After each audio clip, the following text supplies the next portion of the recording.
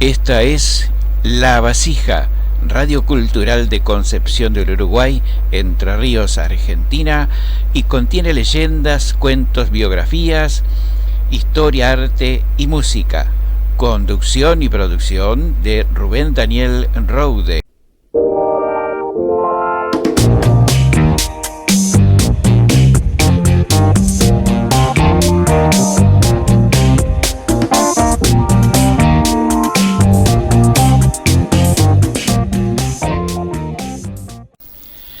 Hola, hola, ¿cómo estás? Nuevamente aquí nos encontramos para compartir estos momentos de anécdotas, de cosas curiosas. Y hoy tengo para comentarte en La Vasija, la tengo cargadita con unas cosas raras. Por ejemplo, ¿sabías que en una oportunidad existieron en los Juegos Olímpicos los duelos olímpicos, duelos a pistola? Bueno, voy a comentarte sobre este tema. Y también algo de unas investigaciones que habían hecho los rusos. Ellos pretendían crear un ejército de hombres monos. Es una cosa curiosa que muy poco se sabe. Y también algo de aquí, de nuestra zona, de la Mesopotamia, la leyenda de el carau, esta ave zancuda que habita en los bañados y en esos lugares. Así que también un poquito de nuestro folclore. Y por supuesto, un poquito de música para matizar este momento de compañía.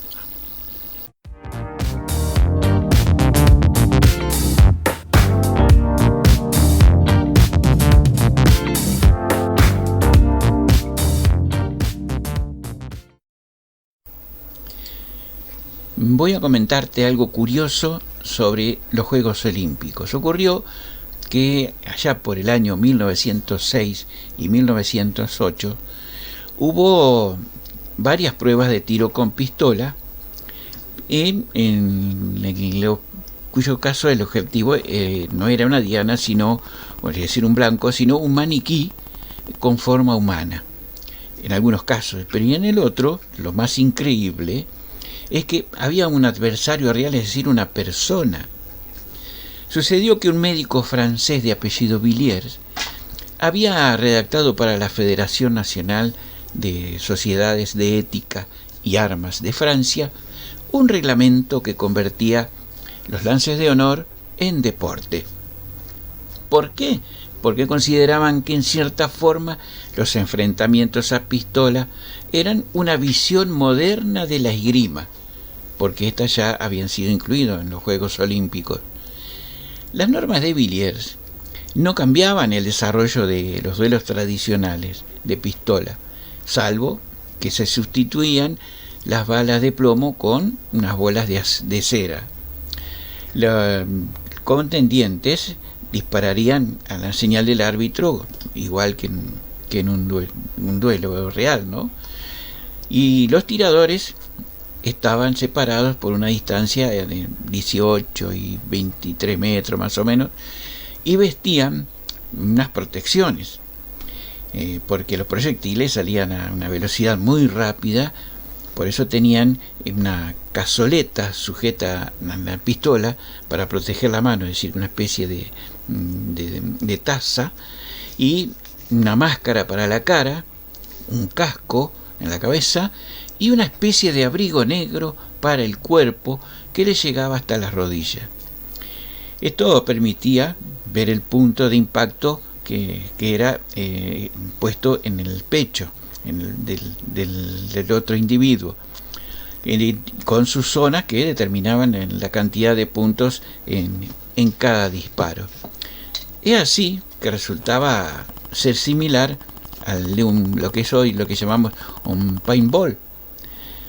Algo se había avanzado, teniendo en cuenta que en París hubo una prueba de tiro sobre aves vivas al vuelo, que supuso la muerte de unas 3 centenares de palomas, una disciplina que por ahí era un poco presente, pero aunque como deporte de demostración. Pero eso ya en estos momentos, con el tema de la protección de animales y demás, eso ya no se estila. Lo que pasó fue que hubo una novedad. En esa ocasión el duelo olímpico se parecía más a la realidad porque los competidores no disparaban sobre maniquíes sino uno contra otro. Y usaban las citadas balas de cera y protecciones, pero aún así las malas lenguas decían, medio en serio, medio en broma, que se hacía para que resultara más morboso para el público.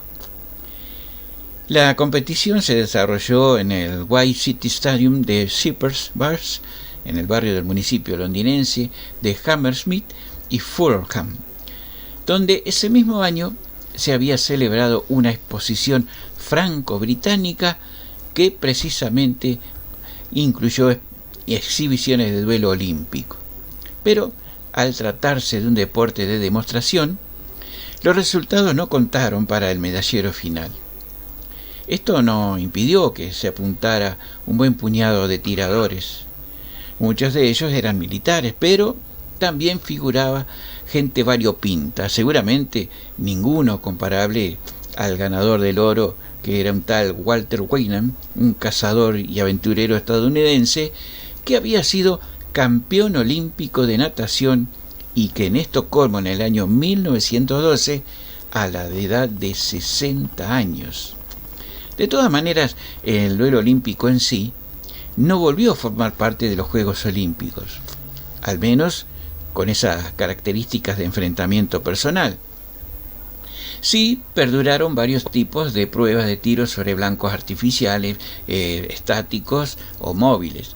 O sea, tiro al plato, por ejemplo, una con rifles, otra con armas cortas, que inicialmente fue revólver y pistola, aunque a la larga solo quedaría el tiro con pistola.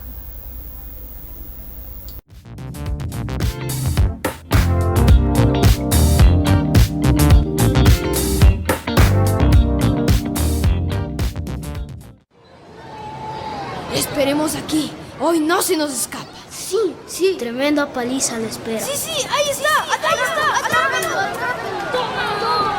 No, ya no más, por favor. No más, auxilio. Golpes, empujones, patadas, encerrar en los baños, en los salones, romper los libros. Esto es maltrato, bullying físico. En los últimos años, el bullying físico se ha mezclado con diversas formas de abuso sexual. El bullying físico se conoce por las heridas y moretones que deja. No me peguen más. El acoso escolar entre alumnos es una epidemia silenciosa. Vacúnate contra el bullying, denunciando a los agresores.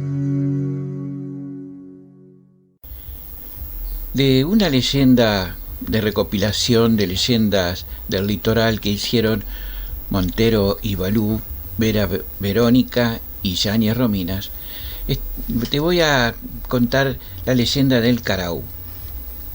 Carau es el nombre onomatopéyico de una ave zancuda de plumaje negro. Tiene un vuelo torpe y habita en las lagunas, en los esteros y bañados correntinos. Y como su nombre lo indica, su característica es el grito que tiene, que casi toda la noche lo repite, por supuesto cuando tiene la proximidad de algún extraño a la comunidad en que vive. Y cuenta la leyenda que Carau fue un muchacho apuesto y muy buen bailarín, aparte de guitarrero y cantor, que vivía en compañía de su madre, para quien eran todos sus cuidados y desvelos. Pero cierta vez que ella enfermó seriamente, Carau agotó sus esfuerzos para atenderla con medicación casera, y al no tener mejoría, resolvió marchar al atardecer hacia el pueblo más próximo, que estaba distante varias leguas del rancho. En el camino encontró un baile, donde se acercó por curiosidad, pero enseguida se confundió con los bailarines. Y atraído por una muchacha muy agraciada ella, que a su vez coqueteaba con él, teniendo en cuenta que sobresalía entre todos por su postura y elegancia. Olvidando por completo la enfermedad de su madre, continuó bailando toda la noche hasta que de madrugada un amigo le trajo la noticia que su madre había muerto. «No importa, mi buen amigo», respondió el carao. «Hay tiempo para llorar». Sin embargo, atormentado por el remordimiento, salió del baile para hacerse cargo de su madre muerta. Cuenta la leyenda que durante mucho tiempo peregrinó por el pago sin hallar consuelo. La ropa oscura que usaba, desgastada y desteñida por el tiempo y la intemperie, se hizo trizas, transformándose después en plumas. Los brazos se volvieron alas y el cuerpo adquirió la forma de un ave. Se largó a vivir y llorar por los esteros. Cuenta la leyenda que la muchacha que lo retuvo en el baile también se convirtió en ave, tomando la forma de la pollona, y lo acompaña al carao en su constante peregrinar.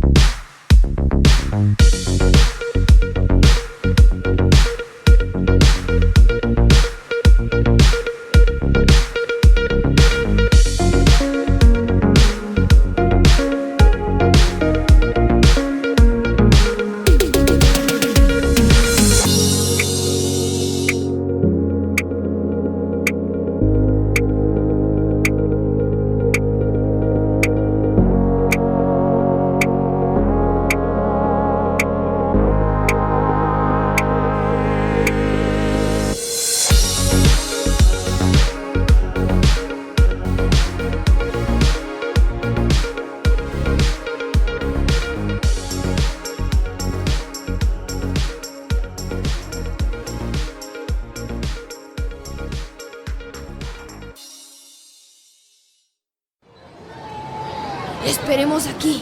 Hoy no se nos escapa. Sí. Tremenda paliza le espera. Sí, ahí está. Atrápalo. No, ya no más, por favor. No más, auxilio. Golpes, empujones, patadas, encerrar en los baños, en los salones, romper los libros. Esto es maltrato, bullying físico. En los últimos años, el bullying físico se ha mezclado con diversas formas de abuso sexual. El bullying físico se conoce por las heridas y moretones que deja. El acoso escolar entre alumnos es una epidemia silenciosa. Vacúnate contra el bullying, denunciando a los agresores.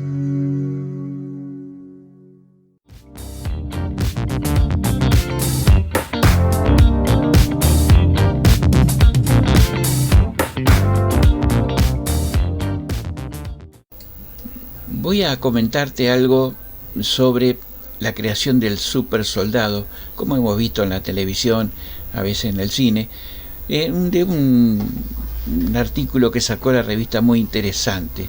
Se trata de un experimento soviético que quisieron formar en aquellos años de Stalin un hombre mono, es decir, un ejército terrible, temible de hombres monos. Ocurrió que Stalin trató de crear este ejército invencible de superhombres y para eso financió un controvertido proyecto de hibridación entre simios y humanos que evidentemente acabó en fracaso. La idea de hibridar seres humanos con otras especies animales no es solamente el argumento de una obra de ciencia ficción creada por aquel famoso autor británico Orson Welles, que en la novela La isla del Dr. Moreau escribió que ahí presenta a un científico loco que persigue la creación de un híbrido entre el ser humano y otra especie animal. Y a pesar de que se trata del argumento de una novela fantástica, al inquietante Dr. Moreau no le faltaron imitadores a lo largo de la historia. Esta idea, que nos puede parecer descabellada, nos conduce hasta Ilya Ivanovich Ivanov. Este era un científico soviético, fundador de la inseminación artificial veterinaria, un campo del que se esperaban grandes cosas.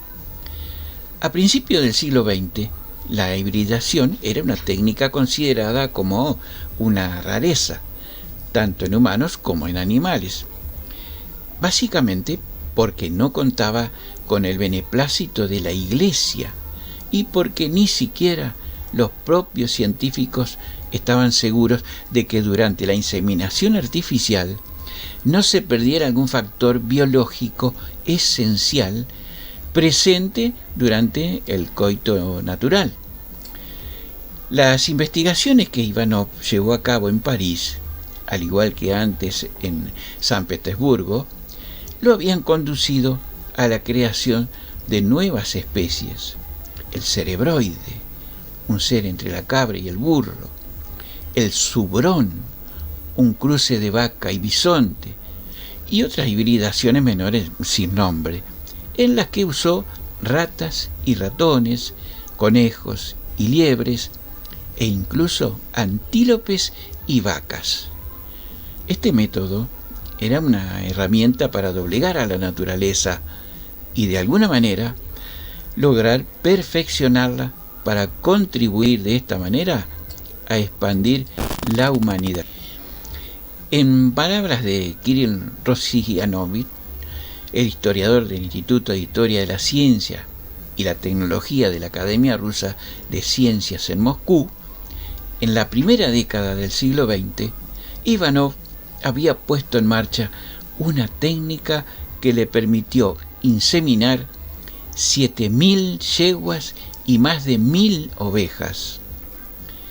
Arropado por el mecenazgo de Iván Pavlov, el primer científico ruso ganador del Premio Nobel en 1904.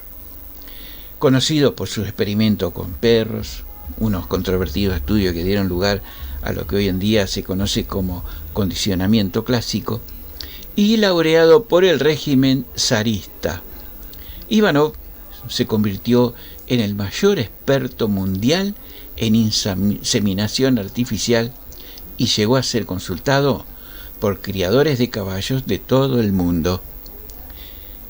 Hacia 1924, cuando Ivanov estaba trabajando en París, consiguió el apoyo de Nikolai Gorbunov, un político y funcionario soviético, para empezar en la región africana de Quindia, que pertenecía por entonces a la Guinea Francesa, un proyecto para desarrollar híbridos entre humanos y chimpancés.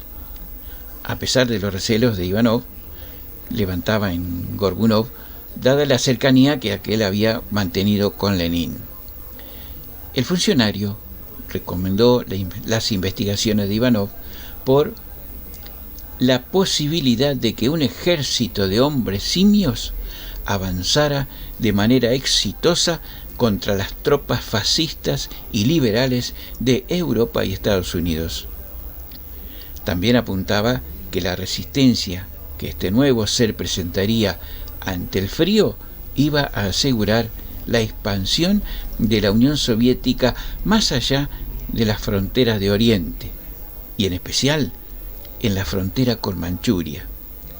Ellos decían que el que domine a las bestias dominará la tierra. Así lo afirmaba este burócrata.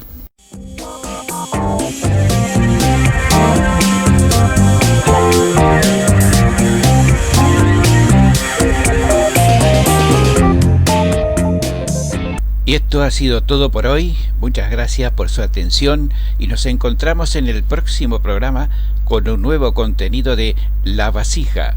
Suscríbete para que te avisemos cuando saldrá el próximo programa.